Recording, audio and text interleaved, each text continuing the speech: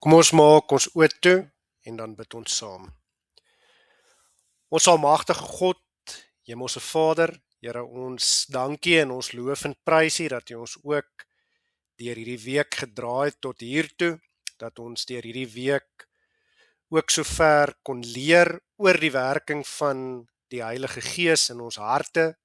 En Here, waar ons ook vanaand na die laaste 2 stappe van die heilsorde gaan kyk, wil ons ook vra dat U deur die Heilige Gees in ons verstand en deur ons harte sal werk, dat U ons ore sal oopmaak en dat U ook vir ons dit wat ons vanaand hier hoor sal duidelik maak, dat ons dit ook sal verstaan en dat ons dit ook in ons lewens sal gaan uitleef, ja, dat ons werklik sal volhard tot aan die einde toe.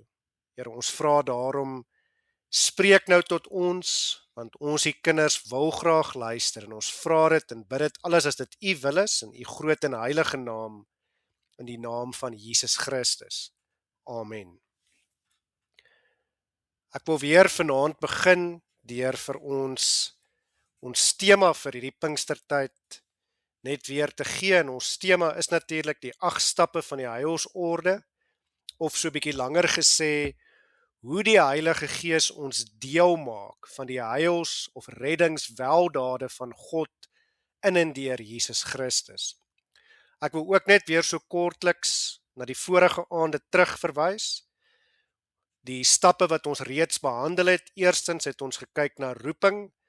Roeping is, ons kan op God se roepstem antwoord hier in die tyd, omdat God ons alreeds buite tyd uitverkies het, en deur die kragtige werking van die Heilige Gees, wat dit ook vir ons moontlik maak om sy roepstem te hoor en daarop te reageer. Wedergeboorte is die Heilige Gees werk in ons harte om ons wat geestelik dood is deur ons sonde weer geestelik lewendig te maak. Geloof is 'n gewisse kennis en 'n vaste vertroue op God en die perfekte werk wat Jesus Christus vir my in my plek kom doen het, toe hy vir my aan die kruis kom sterf het en toe hy vir my op die 3de dag uit die dood uit opgestaan het. Bekering is wanneer die Heilige Gees in my hart woon en werk om my te oortuig van sonde en geregtigheid, sodat ek my sonde bely en laat staan en tot eer van God lewe. Gisteraand het ons gekyk eerstens na regverdigmaking. Regverdigmaking is die regterlike daad van God, waardeur hy van alle ewigheid af sy uitverkorenes van alle skuld en straf van die sonde vryspreek, deur dit wat Jesus Christus vir ons in die tyd, op die regte tyd kom doen het, en die Heilige Gees maak ons dan ook deel daarvan. Ons het ook gekyk na heiligmaking. Heiligmaking is die voortdurende reinigingsproses, waar volgens die Heilige Gees hoe langer hoe meer die ou sondige natuur van die kinders van God laat sterwe en die nuwe wedergebore natuur van die mens laat lewe, sodat die mens of ons as kinders van God 'n begeerte het om die vrugte te dra wat by die bekering pas. Ons skriflesing vanaand weer, soos al die vorige aande, 1 Petrus 1 vanaf vers 1 tot en met 1 Petrus 2 vers 10. Soos die vorige aande gaan ek dit nie vir ons lees nie. Jy moet dit asseblief self lees. Ek gaan net vir ons teksverse vanaand lees. En ek wil weer eens sê dat ek sal uitlig watter van hierdie 2 stappe wat ons vanaand gaan behandel in ons teksverse ter sprake is, en daarmee saam wil ek ook sê, soos die vorige aande, hierdie stappe word nie noodwendig by die naam in hierdie verse genoem nie, maar dit word beslis geïmpliseer. Nou, ons gaan vanaand kyk na die laaste 2 stappe van die heilsorde, en dit is natuurlik die van die volharding, of die volharding van die heiliges of die gelowiges, en dan die laaste stap, die van die heerlikmaking, of ook genoem die verheerliking, soos wat ek dit graag wil noem. So, ons begin vanaand by ons eerste teksverse en dit is 1 Petrus 1 verse 4 en 5. En hier gaan dit oor die verheerliking of die heerlikmaking. En ons lees daar sodat ons 'n onverganklike en onbesmette en onverwelklike erfenis kan verkry wat in die hemele bewaar is vir ons, wat in die krag van God bewaar word deur die geloof tot die saligheid wat gereed is om geopenbaar te word in die laaste tyd. So hier lees ons oor die verheerliking, dis hier ter sprake en ons lees dat dit word vir ons bewaar totdat die saligheid uiteindelik aan die einde sal aanbreek. En hier word natuurlik gepraat van die wederkoms, bedoelende die uiteindelike of die eindtyd of aan die einde word bedoel die wederkoms. En dan sal dit gaan ook daaroor dat dit aan ons geopenbaar sal word. So met ander woorde, met die wederkoms gaan dit vir ons duidelik word, gaan ons dit verstaan. En dan ons volgende gedeelte is 1 Petrus 1, die volgende klompie verse 6 tot en met 9. En hier gaan dit dan nou oor die volharding van die gelowiges of die heiliges. En ons lees hier dat dat Petrus skryf eintlik hoe ons as gelowiges dan ook moet volhard. Ek lees vir ons: Daarin verheug julle heel, al word julle nou as dit nodig is 'n kort tydjie bedroef onder allerlei beproewinge, sodat die beproefdheid van julle geloof wat baie kosbaarder is as goud wat vergaan, maar deur vuur gelouter word, bevind mag word tot lof en eer en heerlikheid by die openbaring van Jesus Christus, vir wie julle, al het julle hom nie gesien nie, tog liefhet, en in wie julle al sien julle hom nie nou nie, tog glo, en julle verbly met 'n onuitspreeklike en heerlike blydskap, en die einddoel van julle geloof, die saligheid van julle siele verkry. So hierdie volharding wat ons in hierdie verse sien, is ook baie bemoediging. Ja, ons lees hier en ons sien dat, of dis baie bemoedigend eerder, maar ons lees hier en ons sien dat dit gaan nie altyd maklik gaan nie. Partykeer en meeste kere dalk gaan dit swaar gaan met ons. Ons gaan deur die vuur moet gaan, maar goud word deur vuur gelouter, met ander woorde suiwer gemaak, en daarom byt ons vas, daarom volhard ons tot die einde, daarom gee ons nie op nie. En dan die volgende verse, ons volgende teksvers, 1 Petrus 1 vers 13, en hier gaan dit weer eens oor volharding, en ons lees hier: Daarom omgord die lendene van julle verstand, wees nugter en hoop volkome op die genade wat julle deel word by die openbaring van Jesus Christus. Nou hierdie openbaring van Jesus is natuurlik die wederkoms. En hierdie verse laat my so dink aan die wapenrusting van God, waarvan ons natuurlik lees daar in Efesiërs 6.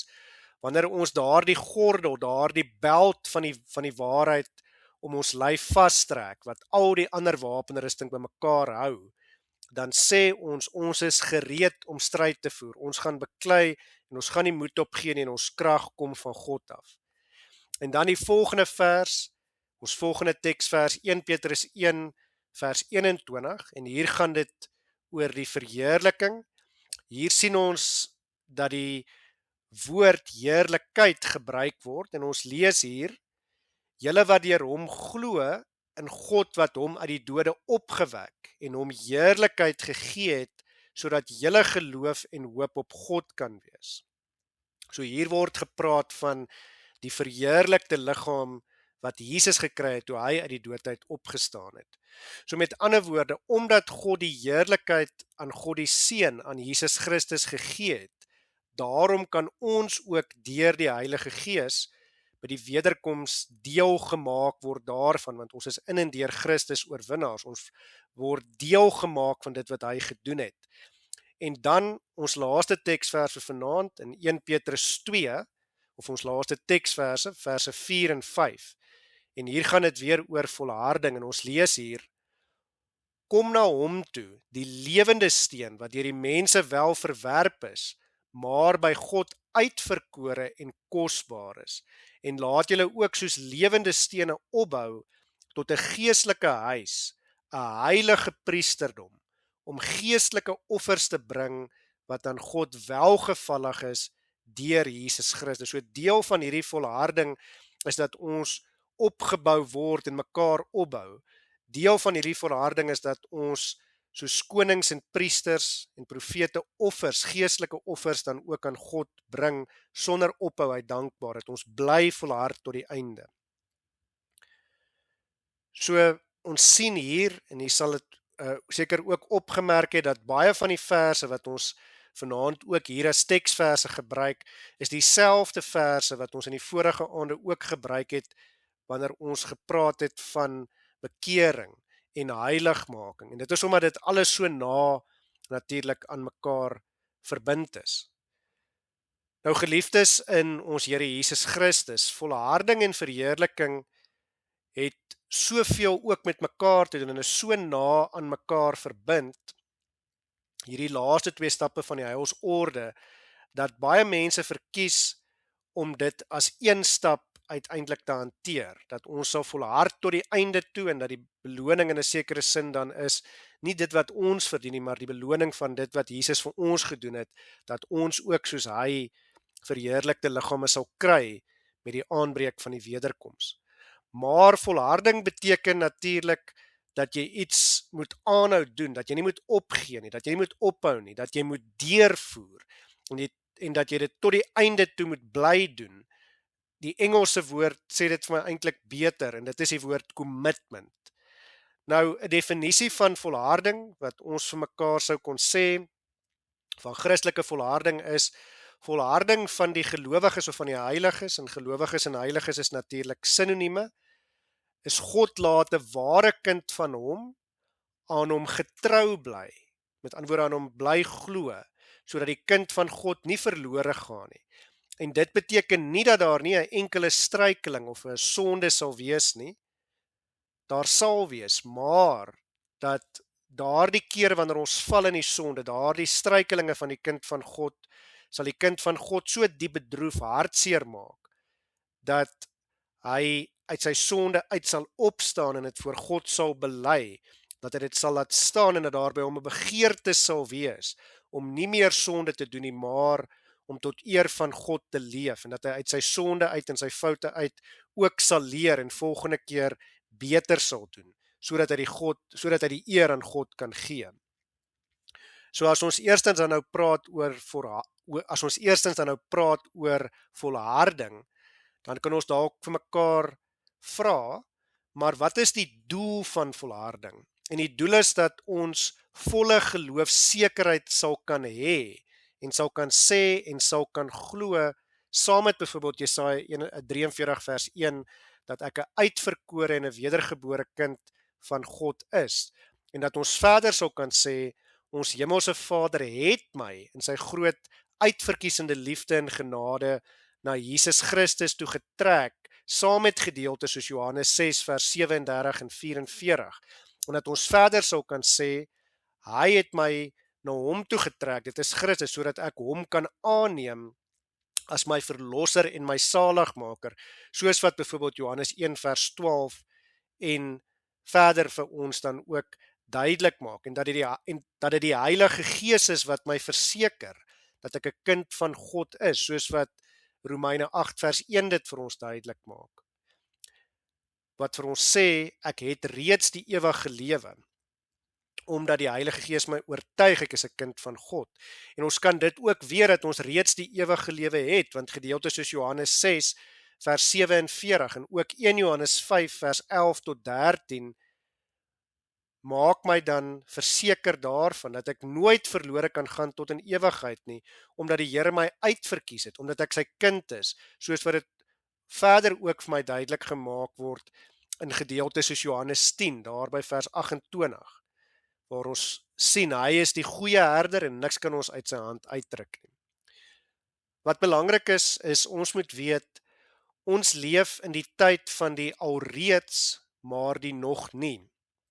Dit beteken ons het alreeds die ewige lewe ontvang deur die werk wat Jesus Christus alreeds vir ons gedoen het, toe hy vir ons mens kom word het hier op aarde en in ons plek aan die kruis gesterf het en in ons plek die dood oorwin het deur op die derde dag uit die dood uit op te staan.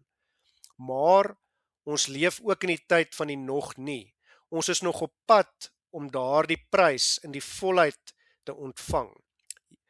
Ons is nog op pad om dit uiteindelik in die volste sin te leef. En daarom, omdat ons weet wat voorlê, omdat ons weet wat die einddoel is en hoe die einde lyk en wat op ons wag, daarom juis kan ons as kinders van die Here dan ook in hierdie lewenswedloop, in hierdie tussentyd van die alreeds maar die nog nie, volhard tot die einde toe. Wat baie belangrik is wanneer ons oor volharding praat, is dat ons dan ook reg sal volhard en in die regte dinge sal volhard, of as ek dit anderster kan sê in nog maklike taal, sodat ons reg sal leef en sodat ons reg sal glo. En daarom is dit nodig dat ons ook oor volharding moet praat en dat ons dit reg moet verstaan. En daarom wil ek hê dat ons ook vanaand na 'n paar slaggate, kom ons noem hulle so, van volharding moet praat. Die eerste slaggat daarvan is dat ons moet weet, eenmal 'n kind van God, altyd 'n kind van God. Ons hoor dikwels dat sekere mense en selfs sekere dominees en sekere Christen gelowige groepe mense dalk moedeloos kan maak omdat hulle sê dat ons moenie so seker wees daarvan dat God ons gered het nie. En partykeer wanneer dit met ons swaar gaan, dan voel dit dalk ook vir ons asof God ons vergeet het, asof hy nie meer aan ons aandag gee nie. En dit is dus belangrik dat ons weer eens sal weet, eenmal 'n kind van God, altyd 'n kind van God. Jy kan nie uit God se genade uitval nie. Die Bybelse leer van die volharding van die heiliges of van die gelowiges is juis waaronder ons verstaan dat die gelowiges wat deur Christus geregverdig is, nooit verlore kan gaan nie. En dit staan natuurlik in noue verband met regverdigmaking en heiligmaking, soos ek gesê het. En daarom sal ons sien dat baie van ons teksverse vanaand, soos ek gesê het, ook dieselfde teksverse is as die van heiligmaking en bekering en regverdigmaking. En daarom is dit belangrik dat ons vanaand moet verstaan dat volharding is 'n uitvloeisel daarvan. Juis omdat die Heilige Gees ons ook regverdig en heilig maak, die geloof in ons gewerk het, ons dring tot bekering, daarom twyfel ons nie, maar daarom weet ons is kinders van God. En omdat ons deur die krag en die werking van die Heilige Gees dan gelei word in die proses van heiligmaking, juis daarom kan ons in die geloof volhard. Nou volharding van die gelowiges of van die heiliges is uiteindelik weer eens hoe ons hier op aarde moet leef met sekerheid. En daarom, omdat dit so belangrik is, wy die Dordtse leerreëls 'n hele hoofstuk, die hele laaste hoofstuk, die 5de hoofstuk van die Dordtse leerreëls, juis aan hierdie gedagte van die volharding van gelowiges. En as ons dit in een sin moet saamvat, wat die hele 5de hoofstuk van die Dordtse leerreëls dan ook sê, in die plus minus 15 paragrawe, dan kan ons dalk sê, dit is as die Here jou uitverkies het om sy kind te wees, en hy deur sy Heilige Gees jou na Christus toe getrek het, sodat jy hom in die geloof aangeneem het, sal jy altyd sy kind bly, maak nie saak wat gebeur nie. Eenmal 'n kind van God, altyd 'n kind van God. As jy uitverkies is, dan sal jy vir jouself wees, dan sal dit vir jou wees, soos wat dit vir Paulus was daar op die pad na Damaskus, in Handelinge 9. Hy was 'n uitverkore kind van God, maar sy lewe voordat God hom geroep het, was die van 'n sondaar, hy het Christene vervolg. Maar die prikkels was doeteenvoudig te sterk geweest, ten spyte van die sonde van sy vorige lewe, het God hom uiteindelik tot bekering geruk, ek wil amper sê hom wakker geskit, en die skille van sy oë laat afval. As jy 'n kind van God is, kan niks God se genade, God se roepstem keer nie. En daarom eenmal 'n kind van God, altyd 'n kind van God. Party van ons besef dit net later in ons lewens, party van ons weet dit van die begin af, maar daar kom dalk tye tussenin wat ons dit vergeet en dan later onthou ons dit weer. Maar die punt is, as jy eenmal 'n kind van God is jy altyd 'n kind van God en dan is jy deur hom, deur die genadegawe ook van die volharding in staat gestel om uiteindelik te volhard tot die einde toe. Dit beteken al dwaal jy op tye af, hy sal vir jou die krag en die vermoë gee om weer terug na hom toe te kom, om weer die verligte pad wat hy vir ons verlig uiteindelik te stap. So weer eens wil ek sê, 'n kind van God kan nie uit God se genade uitval nie. Eenmal 'n kind van God, altyd 'n kind van God. Daarom soos ek gesê het, sê Johannes 10 vers 28 tot 30 dan ook: en ek gee julle die ewige lewe en hulle sal nooit verlore gaan tot in ewigheid nie en niemand sal hulle uit my hand ruk nie. My Vader wat hulle aan my gegee het is groter as almal en niemand kan hulle uit die hand van my Vader ruk nie. Ek en die Vader is een. Dis wat Jesus Christus sê. So as hy sê, niemand kan hulle uit die Vader se hand uitruk nie, dan sê hy daarmee saam ook, niemand kan ons uit sy hand uitruk nie. En hy het gekom om vir ons te sterf, om vir ons te oorwin, om vir ons die ewige lewe te gee. Niks en niemand kan dit verander nie.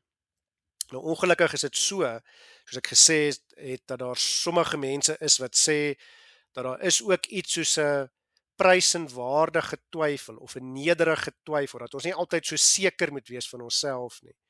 Maar dit is valse profete en dwaalleraars wat dit verkondig, want die Bybelse feite wys vir ons die teendeel. Ons hoef nie te twyfel nie. Daar's duisende gedeeltes waarvan ons nou vanaand al reeds gekyk het. Johannes 10 vers 28 tot 30. Jesaja 43 vers 1. Ek het jou by jou naam geroep, jy is myne. Johannes 5 vers 11 tot 13. En dit is die getuienis dat God ons die ewige lewe gegee het en die lewe is in sy seun. Hy wat die seun het, het die lewe. Wie die seun van God nie, het nie die lewe nie. Dit het ek geskrywe aan julle wat glo in die naam van die seun van God, sodat julle kan weet dat julle die ewige lewe het en kan glo in die naam van die seun van God. Sulke gedeeltes maak dit vir ons baie duidelik en daar's nog baie ander, dat as jy eenmal 'n kind van God is jy altyd 'n kind van God. Hy het reeds vir jou die ewige lewe gegee, deur vir jou te sterf, deur vir jou te oorwin, en sy dade kan nie ongedaan gemaak word nie. Jy kan nie weer uit sy genade uitval nie, niks kan jou uit sy hand uitruk nie, jy kan nie verlore gaan as hy jou reeds uitverkies het, reeds voor die grondlegging van die aarde nie. En hy het jou gekies, dis die wonderlike. Jou redding hang nie van jou of van ons werke af nie, maar van die reeds voltooide werke van Christus, toe hy vir ons gesterf het en vir ons oorwin het. En dit is baie belangrik dat ons dit moet weet, dat dit ons eie moet wees en dat ons dit ons eie moet maak en dit in ons harte moet vas lê en dat ons dit moet verstaan en dat ons ook daarvolgens moet leef. Daarom dan ook dat die Dordtse leerjaars wat 'n belydenisskrif is, en belydenisskrifte se hoofdoel is natuurlik om dwaalleer te bestry, om 'n antwoord te wees op dwaalleer, soos ek gesê het, 'n hele hoofstuk daaraan gewy het, aan hierdie konsep van die volharding van die heiliges, van die gelowiges. Verder is dit belangrik dat ons ook moet weet, ons hoef nooit te twyfel nie. Juis omdat ons die versekerheid het dat ons kinders van God is, daarom kan ons ook deur die krag van God wat die Heilige Gees in ons werk, tot aan die einde volhard. Maar ek wil graag vir ons 'n uittreksel uit die Dordtse leerjaars daar in hoofstuk 5 uithaal, wat juis ook handel oor mense wat sê, dwaalleraars wat sê, dat ons tog uit die Here se genade kan uitval. En een van die redes, hoekom, dis wat die Dordtse leerjaars vir ons sê, hoekom hierdie verderflike dwaalleer, soos wat die Dordtse leerjaars dit noem, dan ook by sommige mense is is omdat hulle nie die Bybel reg lees en reg verstaan nie. Want kom ek lees net vir ons wat sê die Dordtse Lerios. Hy sê, want hierdie mening maak die genade, regverdigmaking, wedergeboorte en voortdurende bewaring van Christus kragteloos teen die uitdruklike woorde van die apostel Paulus in Romeine 5 verse 8 en 9, waar ons lees dat Christus vir ons gesterf het toe ons nog sondaars was. Veel meer dan nou sal ons nadat ons geregverdig is in sy bloed deur hom gered word van die toorn. En ook teen die woorde van Jesus, soos wat ons lees in Johannes 10 vers 28 tot 30. Ek gee my skape die ewige lewe en niemand sal hulle uit my hand ruk nie, want my Vader is groter as almal en niemand kan hulle uit die hand van my Vader ruk nie en ek en die Vader is een. En daar is ook natuurlik gedeeltes soos Matteus 28 vers 19, wat dit vir ons bevestig. Alle mag is aan Jesus gegee. Hy sê daar, aan my is gegee alle mag in die hemel en op die aarde. En ek wil amper sê, daarom is die opdrag, gaan volhard nou in die gesonde leer en gaan leer dit. En ook Matteus 11 vers 27, daar kry ons dieselfde gedagte waar Jesus sê, alles is aan my oorgegee deur my Vader. Verder skryf Paulus daar in Efesiërs 1 in vers 10, om die volheid van die tye te reël, met die doel, om alle dinge wat in die hemel sowel as op die aarde is, onder een hoof in Christus te verenig. En ons kry dieselfde gedagte in Filippense 2, daar tussen verse 9 en 11, dat elke knie voor Christus sal buig en elke tong sal bely dat hy is die Here. En as alle krag aan Christus gegee is, dan moet ons tog besef, hy is die Almagtige, en as hy die Almagtige is en hy sê, niks kan julle uit my hand uitruk nie, dan behoort ons hom te glo. Indien dit wel van onsself afgehang het om te volhard, moet ons vir mekaar sê, sou ons inderdaad dit nie kon regkry nie, dan uiteindelik sou ons uit Christus se genade kon uitval.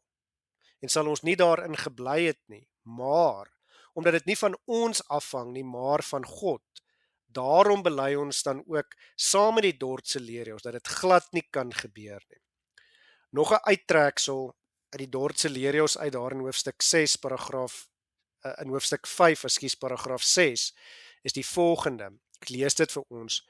Omdat sy raad nie verander, sy beloftes nie gebreek, die roeping van sy voorneme nie herroep, die verdienste, voorbidding en bewaring van Christus nie kragteloos gemaak en ook die verseëling van die Heilige Gees nie verydel of vernietig kan word nie, het ons volle sekerheid om te volhard tot die einde toe.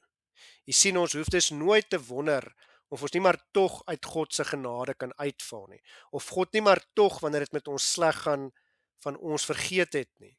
Nee, selfs wanneer ons in die sonde val, kan en moet ons opstaan daaruit, juis met die wete, met die geloof en met die hoop, dat ons steeds kinders van God is, en dat hy deur sy Heilige Gees vir ons dan ook die krag sal gee, om deur te breek deur die sonde, op te staan uit die sonde, uit die stof van die sonde van ons voete af te skud, en 'n lewe te leef tot eer van sy naam, deur te volhard, dan ook tot die einde toe. Ons het gelees in ons geleesde gedeelte in 1 Petrus 2 vers 9, maar julle is 'n uitverkore geslag, 'n koninklike priesterdom, 'n heilige volk as eiendom verkry, om te verkondig die deugde van hom wat julle geroep het uit die duisternis tot sy wonderbare. So juis omdat ons hier weet, hy gaan ons nie roep nie, hy het ons geroep uit die duisternis tot sy wonderbare lig, daarom kan ons volhard tot die einde toe.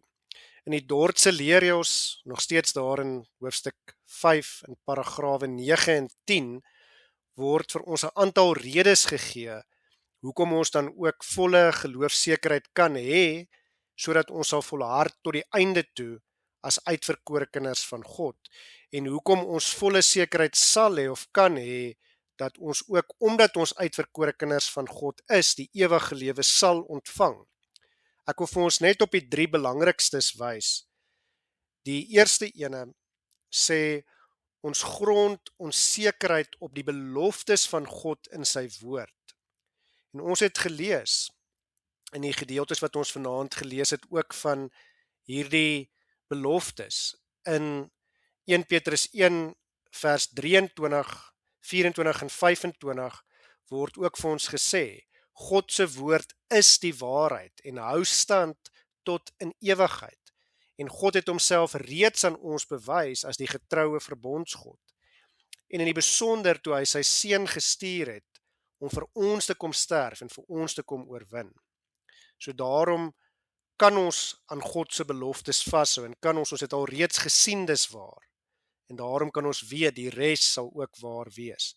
Die tweede rede wat die Dordtse Leerjos vir ons gee, is ons is seker omdat die Heilige Gees saam met ons gees getuig dat ons kinders van God is en daarom ook erfgename van die ewige lewe. Dis juis wat Romeine 8 verse 16 en 17 dan ook vir ons duidelik maak. Die Gees getuig saam met ons gees dat ons kinders van God is. En as ons kinders is, dan ook erfgename. Erfgename van God en mede-erfgename van Christus. As ons naamlik saam met hom ly, sodat ons ook saam met hom verheerlik kan word.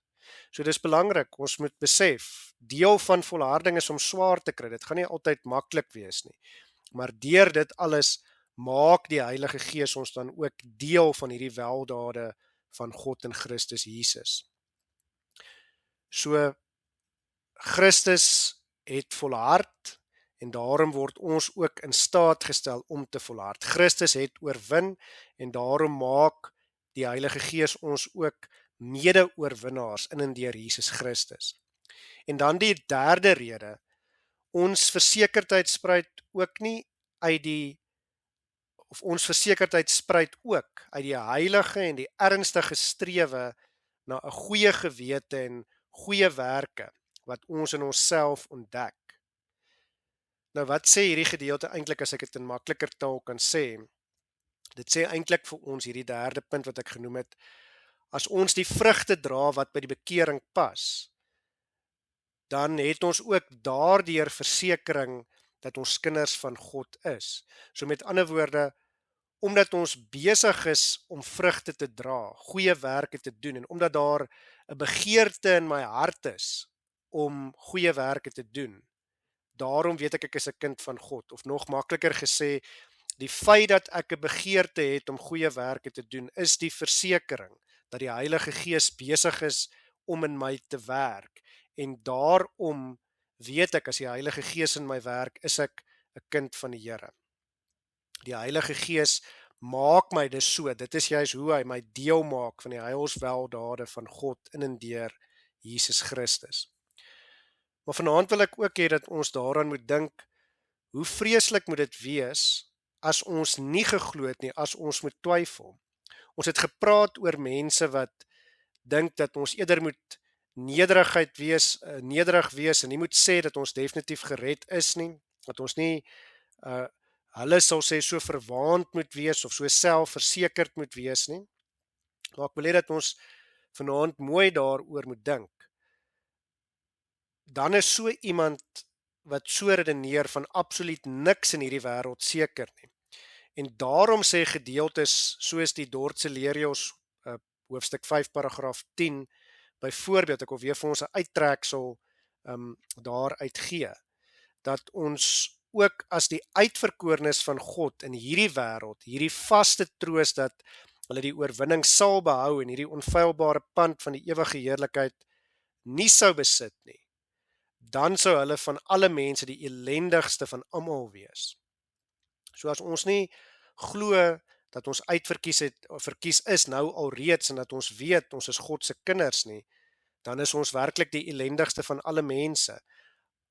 En dit moet vreeslik wees om te twyfel, om nie daardie sekerheid te hê nie. As ek dit in ander taal nog kan sê, as ek nie werklik weet dat Christus my saligmaker en verlosser is nie. As ek nie werklik weet dat ek sy kind is nie, dan weet ek ook nie werklik of hy my deur al die moeilike en die swaar omstandighede wat definitief in hierdie sondige wêreld oor ons almal se pad gaan kom op die een of ander tyd, of hy my daardeur sal dra nie, en dan weet ek nie of ek daardeur sal kom nie. En dan kan ons 'n hele argument voer, en dis hoekom mense moed opgee, dis hoekom mense selfmoord pleeg, en so kan ons uiteindelik aangaan. Daardeur sê ek nie dat iemand wat selfmoord pleeg nie 'n gelowige is nie, maar die punt is net, dit is hoe die duiwel uiteindelik werk. En waar begin dit? By hierdie saadjie wat geplant word deur dwaalleraars, deur valse profete wat sê moenie so verwaand wees om te dink jy gaan gered word nie, of jy is gered nie. Nee, die Bybel leer vir ons, ek moet dit weet en ek moet dit glo en ek hoef nie daaraan te twyfel nie. So daarom dan ook dat ons kan weet, ons is verseker, sodat wanneer daar beproewinge oor ons pad kom, ons uiteindelik daardeur kan kom, sodat wanneer ons in die sonde val, ons nie moed opgee en sê ek kan nie hieruit opstaan nie en die sonde het die oorhand oor my gekry en nou bly ek maar hier in my sonde voortploeter nie, nee, sodat ek kan opstaan uit die sonde uit en uiteindelik tot eer van God kan lewe. Maar baie belangrik, as dit gebeur, wanneer ons in die sonde val, kan ons die versekering hê dat God ook deur beproewinge en versoekinge met sy kinders werk. Baie keer om ons juist daardeur sterker te maak. En dan verder belangrik is dat God nooit sal toelaat dat die ware kinders, sy ware uitverkore kinders, so ver sal val dat hulle uit sy genade kan uitval nie, want soos ons gehoor het, ons kan nie uit God se hand en uit sy genade uitval nie, dit is onmoontlik.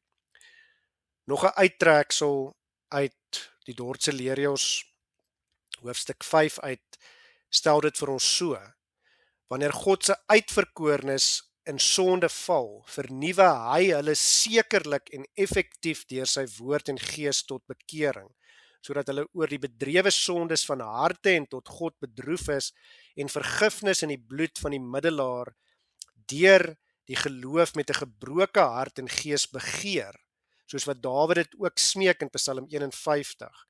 En nie net begeer nie, maar hulle ontvang dit ook, omdat God getrou is. So hier kom die gedeelte weer in, ons moet glo in God se beloftes. Jesus het ons sondes afgewas, ons ontvang dit, ons het dit reeds ontvang. So nog 'n vraag wat ons kan vra is daar dan nie so iets soos die prys en waardige nederigheid of twyfel nie? En weer eens wil ek sê, die antwoord is baie duidelik, nee. Christene moet nederig wees, ja, maar ons hoef nooit te twyfel nie. Ons hoef nie nederig te wees in hierdie opsig, dat ons sê, dat ons weet wie ons weet ons is God se kinders en ons weet ons is gered nie. Maar die dwaalleraars en die valse profete sê juis, en dit is belangrik dat ons dit ook sal bespreek, dat hierdie kan 'n oorkussing vir die vlees of vir die duiwel word. So wat is hulle redenasie eintlik wanneer hulle dit sê? Hulle sê, as ek weet en ek is so versekerd van myself dat ek definitief gered is en definitief reguit op pad hemel toe is, dan kan ek mos maar hier op aarde leef soos wat ek wil, ek kan mos maar sonde doen, want God gaan my in elk geval red en ek is in elk geval sy kind. En die punt is juist dit wat ek gesê het, as jy werklik 'n kind van God is, dan sal dit nie jou houding en jou uitsig en jou uitkyk wees nie. As jy so redeneer, dan is jy dalk nie 'n gereddende nie. Maar as jy werklik 'n kind van God is, dan is die Heilige Gees voortdurend besig om in jou hart te werk. En dan uiteindelik sal jy aangespoor wees en 'n begeerte hê om voortdurend goeie werke te doen tot eer van God. Goeie werke wat in alles wat jy doen die eer aan hom bring, en sal jy nie twyfel nie. En daarom is dit baie hartseer as daar wel sulke mense is en sulke geloofsgroepe wat hierdie valse leer vir mense verkondig.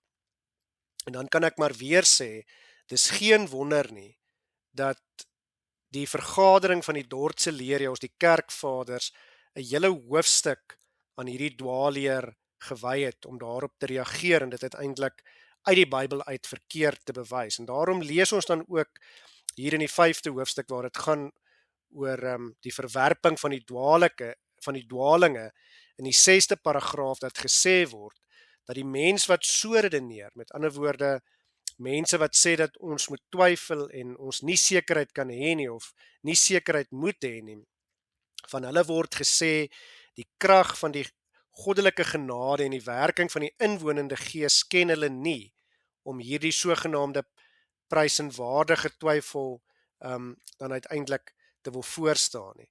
En om dit finale hok te slaan, word dan ook deur die opstellers van die Dordtse leerreëls verwys na 1 Johannes 3 verse 2 en 3, en dit word aangehaal waar Johannes sê, geliefdes, nou is ons kinders van God, en dit is nog nie geopenbaar wat ons sal wees nie, maar ons weet dat ons, as hy verskyn, aan hom gelyk sal wees, met ander woorde verheerlikte liggame sal kry, omdat ons hom sal sien soos hy is. So nou kan ons in God se teenwoordigheid verskyn. En elkeen wat hierdie hoop op hom het, reinig homself soos hy rein is. So met ander woorde, die ware gelowige kan nie anders nie, maar sal altyd die vrugte dra wat by die bekering pas, sal volhard in die heiligmaking en sal steeds met verwagting uitsien na die wederkoms van die Here Jesus Christus. En wanneer die wederkoms aanbreek, dan is dit wanneer ons ook verheerlikte liggame sal kry. En dit is die laaste stap van die heilsorde wat ek dan nou ook vervolgens wil bespreek. En dit is die van die verheerliking of die heerlikmaking, waar ons met verheerlikte liggame, soos ons Here Jesus Christus, dan ook vir God sal dien voor sy troon en hom vir ewig sal loof en sal prys. En kom ons bespreek dan nou ook daardie verheerliking of heerlikmaking. So ons moet eerstens vir mekaar sê, ons weet nie baie daarvan nie, maar die Bybel gee tog vir ons 'n aantal leidrade daaroor. Hierdie laaste heilsweldaad van Christus, waarin ons dan ook deel kry deur die Heilige Gees, is dan ook 'n genadegawe uit God se hand uit.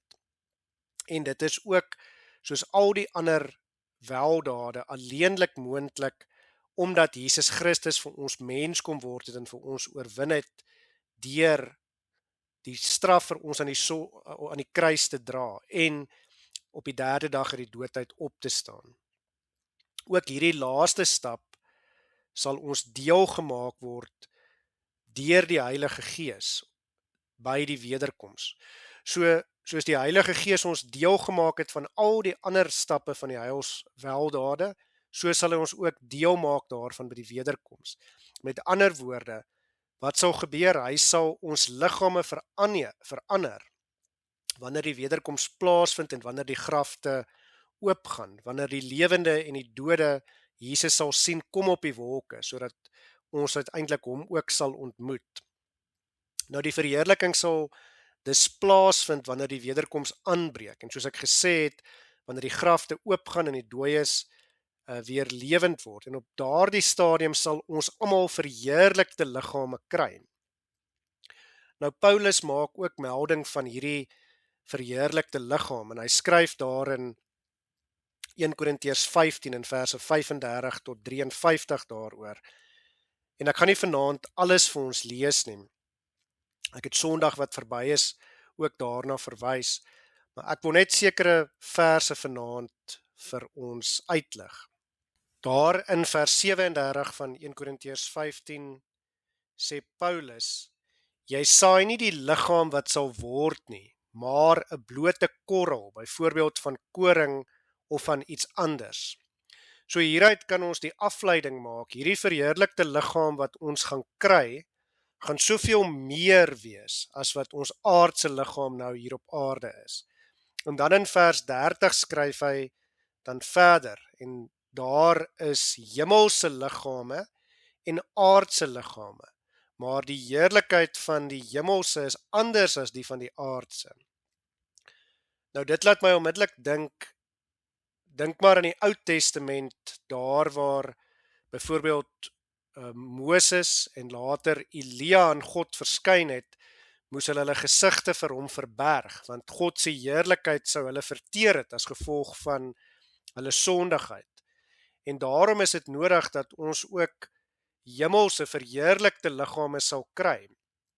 En dit is hierdie verheerlikte liggame wat ons gaan kry by die verheerliking, wat ons in staat gaan stel om in God se teenwoordigheid te kan wees, sonder dat sy heerlikheid ons verteer, want ons aardse swak sondige liggame sal met eens verteer word deur God se heerlikheid. En dan in verse 42 tot en met 44 lees ons dat Paulus skryf: so is ook die opstanding van die dode. Daar word gesaai in verganklikheid, daar word opgewek in onverganklikheid. Daar word gesaai in oneer, daar word opgewek in heerlikheid. Daar word gesaai in swakheid, daar word opgewek in krag. 'n Natuurlike liggaam word gesaai, 'n geestelike liggaam word opgewek. Daar is 'n natuurlike liggaam en daar is 'n geestelike liggaam. So 'n paar dinge wat ons hier kan aflei. Die verheerlikte liggaam wat ons gaan kry, is 'n onverganklike liggaam. Met ander woorde, hy kan nie ophou of doodgaan nie. Dis 'n liggaam wat ons gaan kry wat nie meer vol sonde is nie, maar een wat die heerlikheid aan God sal gee en die eer op 'n volwaardige manier wat God toekom, anders as ons sondige liggame hier op aarde.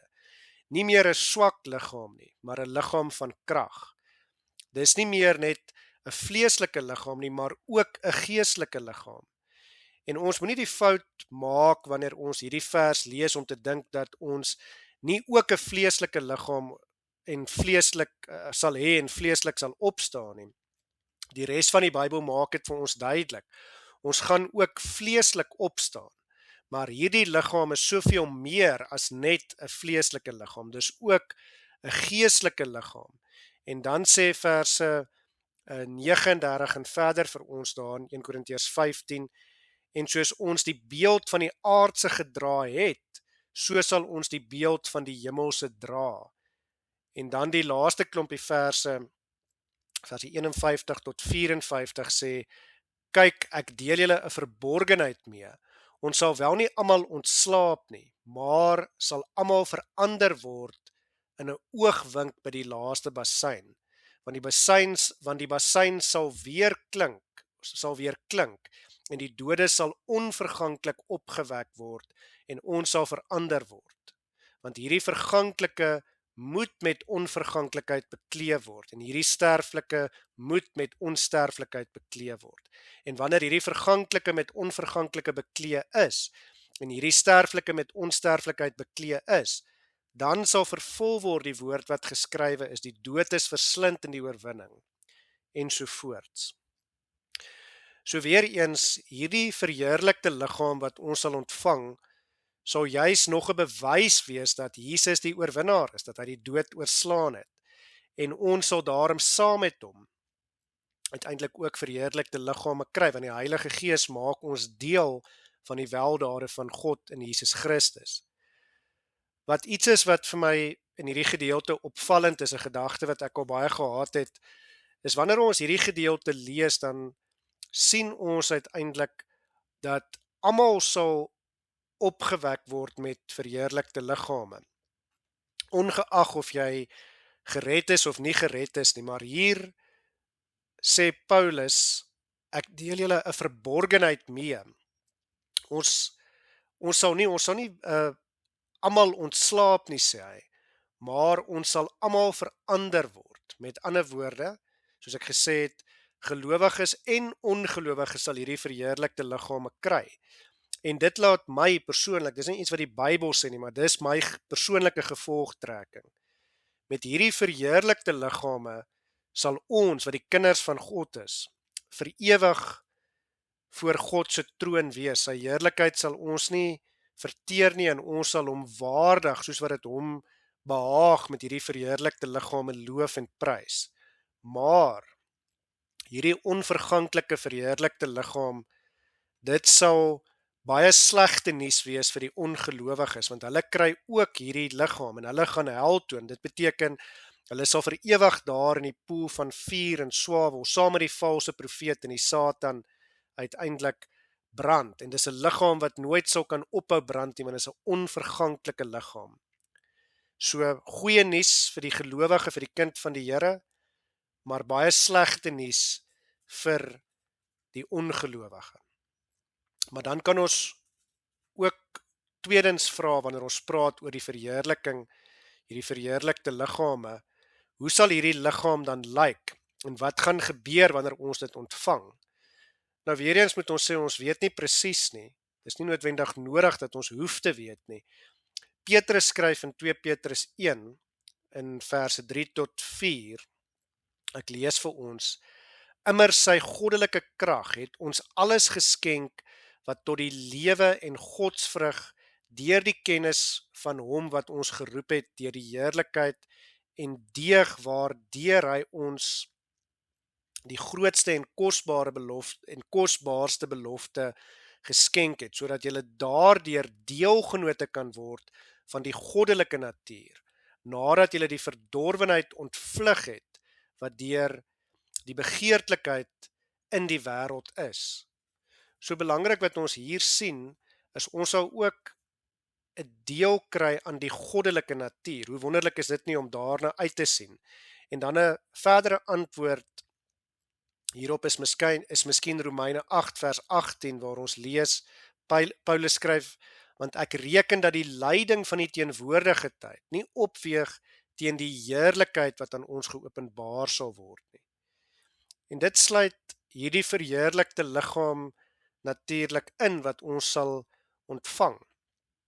In 1 Johannes 3 in verse 2 en 3 lees ons, Johannes skryf, geliefdes, nou is ons kinders van God, en dit is nog nie geopenbaar wat ons sal wees nie. Met ander woorde, ons weet nie en ons hoef dalk nie te weet nie, maar ons weet dat ons as hy verskyn aan hom gelyk sal wees, omdat ons hom sal sien soos hy is. En elkeen wat hierdie hoop op hom het, reinig homself soos hy rein is. So presies hoe ons verheerlikte liggame sal lyk, dit weet ons nie. Maar wat ons wel weet, is ons weet dat dit sal wees soos die liggaam wat die Here Jesus Christus gehad het nadat hy uit die dood uit opgestaan het. Met ander woorde, geboue, mure, ek wil amper sê tyd ensovoort sal ons nie meer vashou nie. En ons sien dit uit die Bybel. Jesus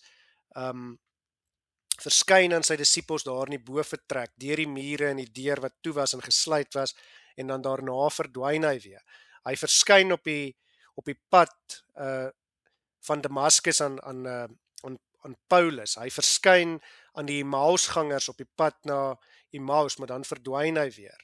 En ons weet dit sal 'n hemelse liggaam wees, en ons weet dit sal 'n liggaam wees waarmee ons die eer en die heerlikheid aan God kan gee, soos wat dit hom dan ook toekom en soos wat dit hom behaag, sonder die sonde van hierdie aardse liggaam en die sonde wat daaraan gekoppel is.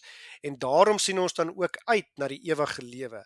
Sien ons uit daarna om ook hierdie verheerlikte liggaam te ontvang, sodat ons ook vir God welbehaaglik, soos wat dit behoort te wees, kan loof en kan prys voor sy troon, en sodat ons reg die eer aan hom kan gee.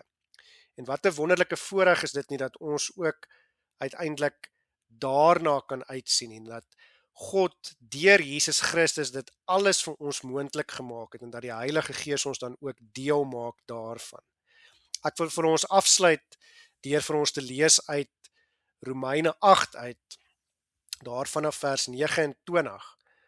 Paulus skryf daar, want die wat hy, dit is God, van tevore geken het, die het hy ook van tevore verordineer, om gelykvormig te wees aan die beeld van sy seun, sodat hy die eersgeborene kan wees onder baie broeders. En die wat hy van tevore verordineer het, die het hy ook geroep. En die wat hy geroep het, die het hy ook geregverdig. En die wat hy geregverdig het, die het hy ook verheerlik. Nou geliefdes, daarom kan ons ook vreugde, vrede en geloofsekerheid hê, omdat ons weet dat ons die is waarvan in hierdie gedeelte gepraat word, omdat ons die dies is waarvan hier verwys word, en omdat ons weet die Heilige Gees is besig om in ons te werk en ons deel te maak van die heilsweldade van God in en deur Jesus Christus, en daarom kan ons dan ook volhard in die geloof tot en met die einde toe, sodat ons uiteindelik ook aan die einde 'n verheerlikte liggaam sal kry tot eer van God. Amen. Kom ons bid saam. Ons almagtige God, Hemelse Vader, Here, ons dankie vir die voorreg dat ons deur hierdie week deurlopend kon hoor dat alles wat ons is en alles wat ons het, is maar net genade uit U Vaderhand. Ja Here, dat U ons so liefhet dat U die Heilige Gees gestuur het, die trooster, dit wat ons ook eerskomende Sondag gaan vier in die geskiedenis, en dat hy in ons harte woonplek kom maak het, en dat hy voortdurend in ons werk. Ja, dat hy ons gewete is, dat hy ons rigtingwyser is, dat hy die een is wat ons laat reageer op U roepstem, dat hy die een is wat ons oortuig van sonde en geregtigheid, dat hy die een is wat ons voortdurend lei, sodat ons nie moed opgee nie, maar sodat ons volhard tot die einde toe, dat hy die een is wat ons geloof gee en ons ook laat glo dat Jesus het vir ons gesterf en oorwin, en in en deur Jesus Christus is ons dan ook oorwinnaars. En Here, daar wil ons ook vra, lei vir ons ook verder en gee dat ons werklik soos oorwinnaars sal leef, met die blye versekering, ons is die kinders, ons hoef nie te twyfel nie, niks kan ons uit die hand uitruk nie, en Here, gee dat ons daarom dan ook met die blye hoop en met die blye versekering tot eer en verheerliking van U sal volhard, tot uiteindelik by die wederkoms wanneer ons verheerlikte liggame sal kry. En Here, gee dat ons ook met blymoedigheid daarna sal uitsien. Here, al hierdie dinge vra ons en bid ons nie omdat ons dit verdien nie, maar alleen ook sodat ons daardeur die lof en die eer en die heerlikheid wat U toekom aan U kan bring. Want aan U kom toe alle lof en alle eer en alle heerlikheid tot in alle ewigheid. En ons bid dit alles as dit U wil is, in die naam van Jesus Christus. Amen.